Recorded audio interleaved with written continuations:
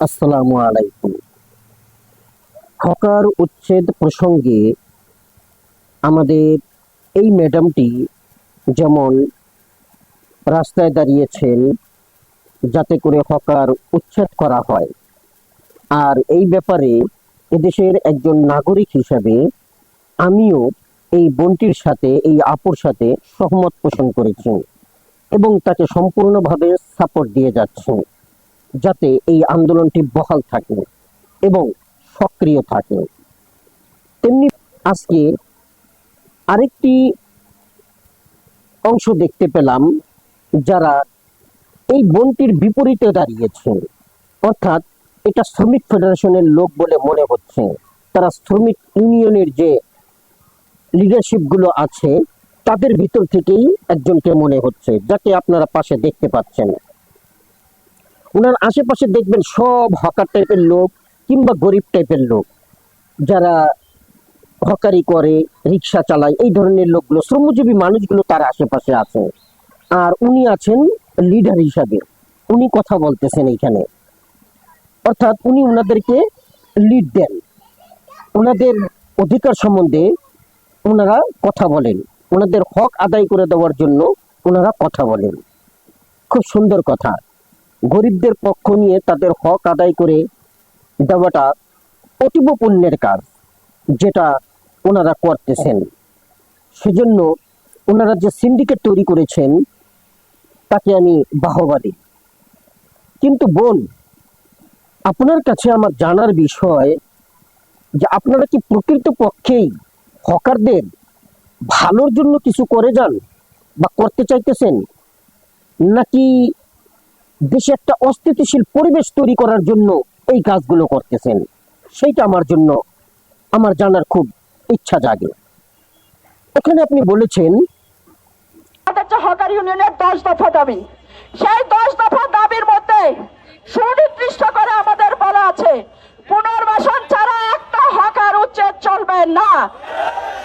দ্বিতীয় কথা, হকাররা ট্যাক্স দিতে চায় সরকারকে, কোনো চাঁদাবাজের কাছে চাঁদা দিতে চায় না। পুনর্বাসন ছাড়া একটা হকার উচ্ছেদ চলবে না।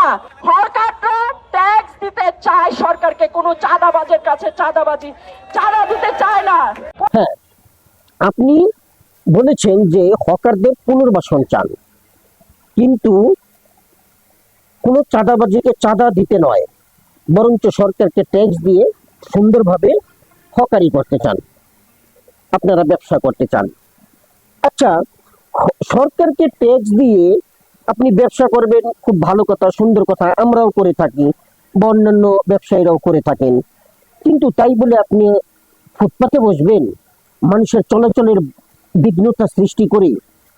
আপনি এমনও বলতেছেন, পত্রিকায় দেখেছি, আবার আমি ফেসবুকে যে লিখেছি হকারদের পক্ষে, সেখানে এসেও আমার বিরুদ্ধে ক্ষোভ দেখাচ্ছে, তাদের নাকি হাঁটতে অসুবিধা হয়। আমি খালি ভদ্রলোকদের বলতে চাই, যে দেশের মানুষ না খাওয়া থাকে, যে দেশের বাচ্চারা রাস্তায় ঘুমায়, যে দেশের মানুষ আজকে গার্মেন্টস সেক্টরে 12 ঘন্টা 16 ঘন্টা শ্রম দিয়েও তার ন্যায্য মজুরি পায় না, যে দেশের শ্রমিকরা বেকার থাকে, মানুষ বেকার আছে, সেই দেশের মানুষের এত কেন বাহাদুরি হবে? হ্যাঁ, যে ওই সমস্ত ভদ্রলোকদের আপনি দেখতে চাচ্ছেন যারা বলে রাস্তায় চলাচলে অসুবিধা হয়। আচ্ছা বোন, আপনি সম্ভবত ঢাকায় বসবাস করেন, আপনি কি রাস্তায় চলাফেরা করেন না? আপনার অসুবিধা হয় না? আপনার কি মনে হয় না এই হকারদের জন্য আপনার চলাচলে যেমনি অসুবিধা হচ্ছে, তেমনি একটি যানবাহন নিয়ে চলাচলে অসুবিধা হচ্ছে? হয়তো আপনার আশেপাশের লোকগুলো গরিব হতে পারে, শ্রমজীবী হতে পারে, তাদের কোনো গাড়ি নেই, কিংবা তারা হকারি করে, শ্রমিক টাইপের লোক। আমার তো ধারণা আপনার একটি গাড়ি আছে, বা থাকতে পারে, নাও থাকতে পারে, ধরে নিলাম আপনার আছে, আপনার নাই, আপনার পরিবারের আছে, আপনার ছেলের আছে, আপনার মেয়ের আছে, কিংবা আপনার স্বামীর আছে, আপনার যে কোনো একজনের আছে। তারা কি ওই গাড়িটা নিয়ে রাস্তায় বাহির হয় না? আমি গাড়ির কথা বাদ দিলাম, ধরে নিলাম একটা সাইকেলই আছে আপনার, আপনি সাইকেলটা নিয়ে রাস্তা দিয়ে যেতে পারবেন? ওই ফুটপাতের জন্য যে ব্যবস্থা করে রাখে ওরা, যে রাস্তার যে সাইজ করে রাখে ওরা, যে রাস্তাটাকে যেভাবে দখল করে রাখে, সেভাবে রাস্তা দিয়ে কি সাইকেল চালানোর মতো অন্য কোনো ব্যবস্থা থাকে, তাহলে বড় বড় গাড়িগুলো এবং এত বেশি সংখ্যক এদেশের এখন যানবাহন হয়েছে, এই যানবাহনগুলো কিভাবে চলবে আমাকে একটু বলতে পারেন? তাহলে আপনি কোন সেন্সে বললেন যে হকারদের পুনর্বাসন চাই, চাঁদা দিতে চাই না, কিন্তু ট্যাক্স দিতে চাই? তো ট্যাক্স দিয়ে কি আপনি ফুটপাতে বসতে চান? আচ্ছা, এবার আসি আপনার আরেকটি প্রসঙ্গে। পুনর্বাসনের কথা বলেছেন, পুনর্বাসন কি সরকার করতেছে না এদের জন্য? আপনাকে আমি চ্যালেঞ্জ দিয়ে বলতেছি, আপনার বাড়ির পাশে যে মেইন রাস্তাটা আছে কিংবা আপনার যে রাস্তাটাই আছে সেখানে আপনি হকারকে উচ্ছেদ করুন, তাদেরকে একটা পুনর্বাসন করে দিন, একটা জায়গা সিলেক্ট করে দিন যে এই জায়গাটাই তোমরা বসবো, অন্য কোথাও বসবে না। আপনি কি গ্যারান্টি দিয়ে বসতে পারবেন, বলতে পারবেন যে ওই রাস্তায় কোনো হকার আর বসবে না? ওই যে হকার গুলোকে আপনি উচ্ছেদ করেছেন, উচ্ছেদ করে তাদেরকে পুনর্বাসন করেছেন, হয়তো তারা গেছে, অন্য কোনো হকার এসে, গ্রাম থেকে অন্য একটি লোক এসে কিংবা ওই শহরেরই অন্য একটি লোক এসে সেই ফুটপাতে বসবে না, এর গ্যারান্টি আপনি দিতে পারবেন? Of course not. আপনার সাথে আমার চ্যালেঞ্জ রইল, এটা আপনি কখনোই পারবেন না। কারণ এই হকারদের পুনর্বাসন নয়, এদেরকে যথাযোগ্য সিস্টেমের আওতায় আনা হচ্ছে না, সরকার সঠিকভাবে দেশ চালাচ্ছে না, যার ফলশ্রুতিতে এই ঘটনাগুলো হচ্ছে। যার ফলশ্রুতিতে আপনি এখানে অনেক বক্তব্য দিয়েছেন, আপনার সেই কথাগুলোর সাথে আমি সহমত পোষণ করি এবং বেশিরভাগ কথার সাথেই আমি সহমত পোষণ করি, কিন্তু আবার বেশ কিছু কথা বলেছেন যেগুলোর সাথে দ্বিমত পোষণ না করে পারা যায় না, এবং এগুলো হচ্ছে উশৃঙ্খলতা এবং দেশের মানুষকে ভরকে দেওয়া, বিভ্রান্ত সৃষ্টি করা দেশের প্রতি। এই কাজটা বোধহয় আপনাদের ঠিক হচ্ছে না। আবার আপনি এখানে এটাও বলেছেন, এমন কোনো ঢাকা শহর আমরা চাই না, আমরা প্রত্যেকটা মানুষকে নিয়ে বেঁচে থাকতে চাই। হ্যাঁ, দেখেন কত সুন্দর কথা বলেছেন, যে কথাগুলোর সাথে আমি আপনার সহমত পোষণ করেছি। এখানে আপনি বলেছেন যে প্রত্যেকটা মানুষকে নিয়ে আপনারা বসবাস করতে চান, আপনার তো বক্তব্যের মধ্যে সেটা ফুটে ওঠে না। আপনি দেখা যায় ওদেরকে নিয়ে বসবাস করতে চান আর আমাদেরকে সাইড করে দিতে চাচ্ছেন। ওরা তো এই নগরীতে এসে বসবাস করে এই যে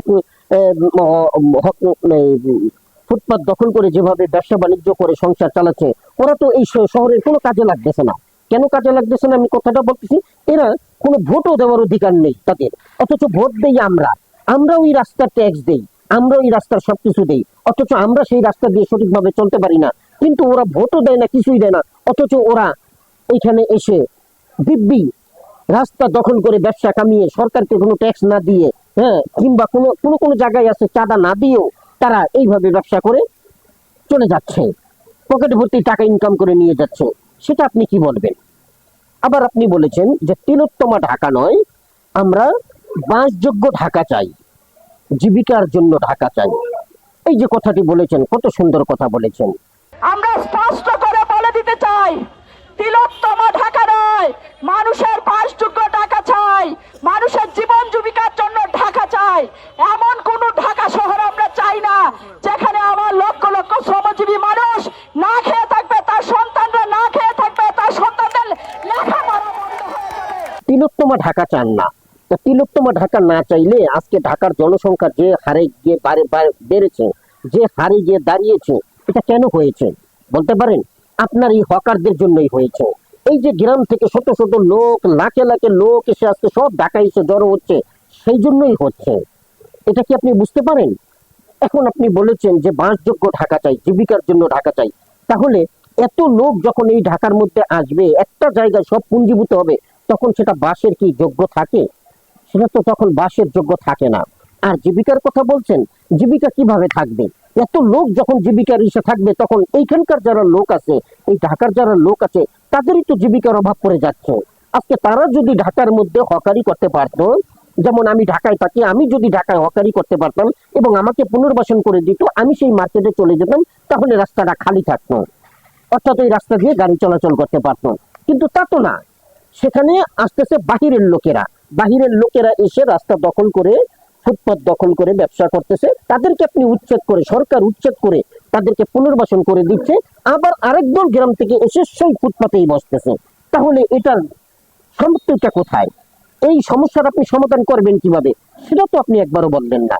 আবার বলেছেন এমন ঢাকা চাই না যেখানে শ্রমজীবী মানুষেরা খেতে পারবে না, তাদের সন্তানের লেখাপড়া করতে পারবে না। রাইট, অ্যাবসলিউটলি রাইট, কত সুন্দর কথা বলেছেন। আজকে তো তাই হচ্ছে। এত সব মানুষের ভিড়ে যখন এত লোক পুঞ্জীভূত হচ্ছে একটি শহরে এসে, তখন খাবারের সংকট তো হবেই, খাবারের দাম তো বেড়ে যাবেই। যার ফলশ্রুতিতে দেখা যাচ্ছে যে এই ঢাকা শহরে যারা বিত্তবান লোক তারা ভালো ভালো খাবার খেতে পাচ্ছে, আর ওই শ্রমজীবী মানুষরা এই বিত্তবান লোকের ফেলে দেওয়া নিষ্ঠা খাওয়া তারা খাচ্ছে। খাচ্ছে না? হোটেল বিয়ে বাড়িতে যে সমস্ত নিষ্ঠা খাবার ফেলে দেওয়া হচ্ছে, ওই সমস্ত খাবার ওরা কুড়িয়ে নিয়ে খাচ্ছে। অথচ ওরা যদি গ্রামে থাকতো, ওদের গ্রামে যদি সেই বা একটা টিনের ঘর কুড়ে ঘর করেও থাকতো, তবে সেটা হতো অনেক আনন্দদায়ক। কেন আনন্দদায়ক হতো? সেখানে নিজে একটা ফসল ফলাতো, একটা পুঁই শাক লাগাতো, একটা মুরগি পালতো, সেটা তারা খেতে পারতো, মানুষের উচ্ছিষ্ট খেতে হতো না। তাহলে আজকে যে তারা উচ্ছিষ্ট খাচ্ছে, তারা যে খাবার ঠিক মতন খেতে পারছে না, তাদের সন্তানেরা যে ঠিক মতন লেখাপড়া করতে পারতেছে না, এর জন্য দায়িত্ব তারা নিজেরা এবং আপনার মতন সিন্ডিকেটের লোকেরা যারা তাদেরকে বাহবা দিচ্ছে, তাদেরকে উস্কানি দিচ্ছে। সরকারকে স্পষ্টভাবে বলে দিতে চাই, হকার সহ গার্মেন্টস সেক্টর সহ এই দেশের শ্রমজীবী মানুষ এই দেশের অর্থনীতি বাঁচায় রাখছে। আবার আপনি বলেছেন শ্রমজীবীরা এদেশের অর্থনীতিকে বাঁচিয়ে রেখেছে, সরকারকে স্পষ্ট করে বলে দিয়েছেন আপনি এখানে। আচ্ছা বোন, শুধু শ্রমজীবীরাই দেশকে বাঁচিয়ে রেখেছে, অথচ এই দেশের অর্থনীতি চলতেছে বিদেশি রেমিটেন্সের মাধ্যমে। এখন আপনি বলতে পারেন যে বিদেশি রেমিটেন্স যারা করে তারাও তো শ্রমিক। আরে ভাই, তাদেরই তো ঠিক মতন পুনর্বাসন হচ্ছে না। এই পুনর্বাসন বলতে বোঝাচ্ছে তাদের যে অধিকার আছে সেই অধিকারই তো তারা পাচ্ছে না। আজকে তারা এয়ারপোর্ট দিয়ে গেলে সেই এয়ারপোর্টে তারা কোনো সম্মান পায় না, তাদের লাগেজ খুলে খুলে নিয়ে যাচ্ছে, সেইটাই সরকার কোনো সমাধান করতেছে না। আর আপনি বলতেছেন তাদেরকে, হকারদেরকে যদি রাস্তায় বসানো হয় তাহলেই সব সমস্যার সমাধান হয়ে যাবে। এটা কেমন বিচার আপনার? হ্যাঁ, আবার বলেছেন স্পষ্ট করে, সরকারকে বলেছেন যে গরিব মারার নীতি গ্রহণ করেছে সরকার, এবং যেটা শ্রমিকদের বিরুদ্ধে। এবং আপনি এও বলেছেন, সর্বশেষ একটা কথা বলতে চাই এই সরকারকে, এই যে গরিব মারার নীতি আপনারা নিছেন, সবগুলো সরকারই ক্ষমতায় আসার সাথে সাথে তাদের সব বাহাদুরি দেখায় শ্রমজীবী গরিব মানুষের বিরুদ্ধে। হ্যাঁ, এই কথাগুলো আপনি বলেছেন। এই কথাগুলোর মধ্যে আমি মনে করি সরকারের যে ব্যর্থতা, আমাদের সরকার যে ব্যর্থ সরকার, শুধু বর্তমান সরকারই নয়, পূর্ববর্তী সরকার যারা আছেন তারা সবাই যে ব্যর্থ। এবং আপনারা যে অকল্যাণকর দেশের জন্য, আপনারা যে সত্যিকার ভাবে যোগ্য নাই দেশ চালানোর জন্য, এর ইঙ্গিত দিচ্ছে এই ম্যাডাম। অর্থাৎ আপনারা সঠিকভাবে দেশ চালাচ্ছেন না বলেই আজকে এই দেশে এই ধরনের পরিস্থিতি হচ্ছে। আপনারা যদি সঠিক পরিকল্পনা নিতেন, এই শ্রমিকদেরকে তাদের বাসযোগ্য ব্যবস্থা করে দিতে পারতেন গ্রামে তাদের জায়গায়, এবং সেখানে কর্মসংস্থানের ব্যবস্থা করা যেত, তাহলে এই সমস্যার সমাধান হয়ে যেত। সাথে এও আপনি বলেছেন হকারদেরকে ফুটপাতের জায়গা রেখে কিভাবে বসানো যাবে তারও পরিকল্পনা আছে। হ্যাঁ, ফুটপাতে তাদেরকে বসিয়েও কিভাবে সুন্দরভাবে চলাচল করা যায় এমন পরিকল্পনাও আপনাদের কাছে আছে। অর্থাৎ সরকারের কাছে কোনো পরিকল্পনা নেই, বা সরকার ব্যর্থ, তাদেরকে কিভাবে বসিয়ে রেখে সুন্দরভাবে ফুটপাত চালানো যায় সেটা সরকার বোঝে না, কিন্তু আপনাদের কাছে আছে। তাহলে এই সরকারের প্রতি আমার নিবেদন যে আপনারা কেন এই ম্যাডামদের সাথে বসেন না? তাহলে তো আপনারা, যেহেতু আপনাদের মাথায় বুদ্ধি নেই, আপনাদের মাথায় জ্ঞান নাই যে কিভাবে দেশটা চালাতে হবে, তাহলে এদের সাথে বসলেও তো আপনারা সেই জ্ঞানটা নিতে পারেন যে কিভাবে তাদেরকে বসিয়ে রেখেও সুন্দরভাবে দেশ পরিচালনা করা যায়। এই হকারকে উচ্ছেদ না করেও ওই ফুটপাতে বসিয়েও কিভাবে সুন্দরভাবে চলাচল করা যায়, এমন বুদ্ধির ব্যবস্থা, এমন পরিকল্পনাও তাদের মাথায় আছে। পরিশেষে আপনার একটি আলোচনা খুব ভালো লেগেছে, যেখানে আপনি বলেছেন, সরকার ভাইদেরকে আমরা বলতে চাই, অনেক সময় আমরা বলি আমরা রাজনীতি নিয়ে ভাবতে চাই না, রাজনীতি নিয়ে ভাবতে হবে। এই দেশের অর্থনীতি চালায় গরিব মানুষ, শ্রমজীবী মানুষ। যখন এই দেশের রাজনীতি নিয়ে মাথা ঘামাবে এই দেশের শ্রমজীবী গরিব মানুষ, তাহলে এই দেশের অবস্থার পরিবর্তন হবে সংগ্রামী বন্ধুরা। ইয়েস, আপনার এই কথাটির সাথে আমি সম্পূর্ণ একমত। শুধু হকার ভাই নয়, যত মানুষ আছে বাংলাদেশে সবাইকে রাজনীতিবিদ হতে হবে, রাজনীতি নিয়ে মাথা কমাতে হবে। কারণ আসলেই আমাদের দেশের সরকারগুলো অযোগ্য। তা না হলে দেশে এত বিশৃঙ্খলা হতে পারে না। এক পক্ষ দাঁড়ায় হকার উচ্ছেদের জন্য, আরেক পক্ষ গিয়ে দাঁড়ায় হকার উচ্ছেদ করা যাবে না, কিন্তু এর কোনো সমাধান সরকার দিতে পারতেছে না। তাই শুধু হকার লেভেলে নয়, শ্রমিক লেভেলে নয়, আমরা যারা আপামর জনসাধারণ আছি সবাইকেই এই রাজনীতি নিয়ে ভাবতে হবে, এই রাজনীতি নিয়ে মাথা ঘামাতে হবে, এই রাজনীতির অঙ্গনে নিজেদেরকে চড়াতে হবে এবং এই সিস্টেমের ভিতর আমাদেরকে ঢুকতে হবে। এই জন্য নিজেদেরকে প্রিপেয়ার করতে হবে। আর যে সকল হকারদের কথা বলতেছেন, যে সকল শ্রমিকদের কথা আপনারা বলতেছেন, তারা এই শ্রম দিতে গিয়ে তারা নিজেরা যেমন পড়ালেখা থেকে বিচ্ছিন্ন হয়ে গেছে, শিক্ষা অর্জন করতে পারেনি, তেমনি ভাবে তাদের পরিবারও শিক্ষা অর্জন থেকে ব্যাহত হচ্ছে, যার ফলশ্রুতিতে তারা এই সিস্টেমের ভিতরে ঢুকতে পারতেছে না। তাই সবাইকে শিক্ষিত হতে হবে, সবাইকে পড়ালেখা করতে হবে, সবাইকেই উচ্চ শিক্ষা অর্জন করতে হবে। তবেই আপনারা এই সিস্টেমের ভিতরে ঢুকতে পারবেন, রাজনীতির বড় বড় মাথা হতে পারবেন, আপনারাও এক সময় এমপি মিনিস্টার হতে পারবেন। আর আপনারা যখন এই হকার লেভেলের লোকেরা, এই শ্রমিক লেভেলের লোকেরা যখন এই রাজনীতির উচ্চ পদে আসীন হবেন, তখন তারা বুঝতে পারবেন যে আসলে এই সমস্যাটা কোথায় এবং এই সমস্যার সমাধানটা এইভাবে না এইভাবে করা যায়। কিন্তু আমাদের দেশে বর্তমানে যারা এমপি মিনিস্টার সরকার প্রধান আছেন তারা এই লেভেলের কেউই না, যার ফলশ্রুতিতে তারা বোঝেন না যে আসলে এর ভিতরে কি আছে, কোন জায়গায় হাত দিলে এই সমস্যার সমাধান হবে। তাই এই ম্যাডামের সাথে আমি একমত যে সবাইকে রাজনীতির ভিতরে ঢুকতে হবে এবং রাজনীতি নিয়ে মাথা ঘামাতে হবে। তবে ম্যাডামকে আবারও বলবো, এদেরকে উস্কানি দিয়েন না। হকার রাস্তায় বসার মতন কোনো ক্রেডিট নাই, আপনারা তাদেরকে পুনর্বাসন করুন। পুনর্বাসনের জন্য সরকার যথেষ্ট ব্যবস্থা করেছে, কিন্তু তাতেও কোনো কাজ হচ্ছে না। তারা আবারও সেই ফুটপাতে বসে। এই ফুটপাতে এবং মহাসড়কে যাতে কোনো লোক বসতে না পারে, শুধুমাত্র এই সমস্ত লোকের ব্যবসার কারণে এই রাস্তাঘাটে কত ধরনের জ্যাম তো সৃষ্টি হয় এবং কত ধরনের দুর্ঘটনা যে হয় এবং মানুষের প্রাণহানি হয়, এটা আপনার মতন ম্যাডামরা খুব ভালো করেই জানেন। কিন্তু আপনারা সেটাকে উজ্জ্ব রেখে তাদের পাশে গিয়ে দাঁড়ান, তার আপনারা নিজেদের স্বার্থকে হাসিল করার জন্য। তাই এমনটি না করে দেশকে ভালোবাসুন, দেশকে ভালোবেসে তাদের জন্য কিছু করুন, সেটাই হবে দেশের জন্য মঙ্গলজনক। ধন্যবাদ। আসসালামু আলাইকুম।